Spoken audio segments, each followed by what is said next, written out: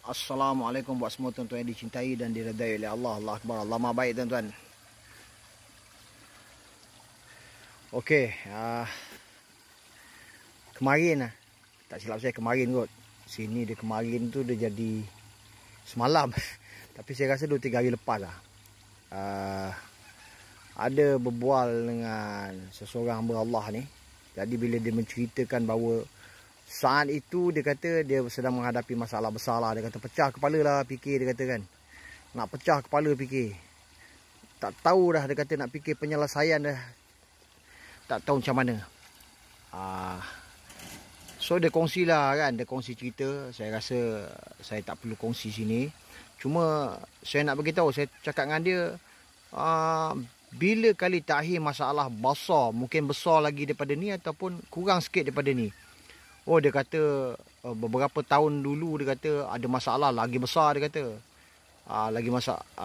Masalah lagi besar daripada yang sekarang dia sedang tanggung. Ada juga masalah-masalah lain dia kata, tapi taklah besar macam yang dulu dan yang sekarang ni, dia kata.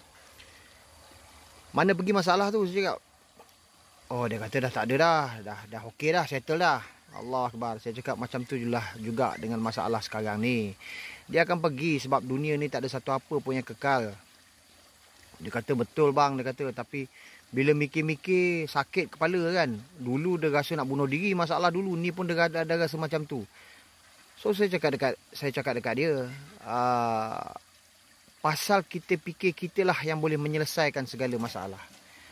Kita tak nampak bahawa Allah lah yang akan menyelesaikan masalah. Masalah Allah bagi, masalah Allah juga yang akan selesaikan. Allah nak tengok kita ni mengadu dekat dia. Kan? Kita mengadu dekat dia. Apa-apa masalah kecil besar ke apa semua, dahulukan dia dulu. Bukan kita yang mampu nak menyelesaikan masalah. Allah Akbar. Allah ni Maha Baik lah, saya cakap dekat dia. Saya cakap lagi, kalau kata contohlah dulu masalah besar dulu tu, atau masalah apa yang dia tanggung tu, kalau dia bunuh diri, apa jadi? Adakah selesai masalah tu? Sebab itu kita sebagai orang Islam yang beriman, kita kena tahu masalah besar mana pun, Allah Akbar, menunjukkan bahawa Allah tu sayang kat kita. Asbab daripada masalah tersebut, kita tahu kan, Allah uji, tanda Allah sayang. Kalau kita boleh faham nikmat ujian tu kan, yang kita cakap masalah tu, sebenarnya adalah nikmat. Kerana apa? Kerana Allah sayang. Makhluk ni kalau dia cakap sayang kat kita, Tuhan, Allah Akbar, sampai tahap mana sayang dia? Kalau kata suami isteri mati dulu ke, suami mati dulu ke, silap-silap kahwin lain. Betul.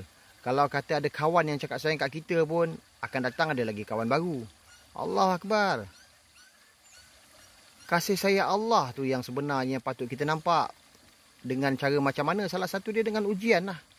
Ujian tu kalau kita pandang nikmat, Allah Akbar, Allah sayang kat aku rupanya. Tu Allah bagi ujian ni, Allah Akbar. Itulah tanda-tanda orang yang beriman, tuan. Allah Akbar. Semoga jadi asbab yang baik. Allah Maha berkuasa, tuan-tuan. Makhluk langsung tak ada kuasa. La ilaha illallah.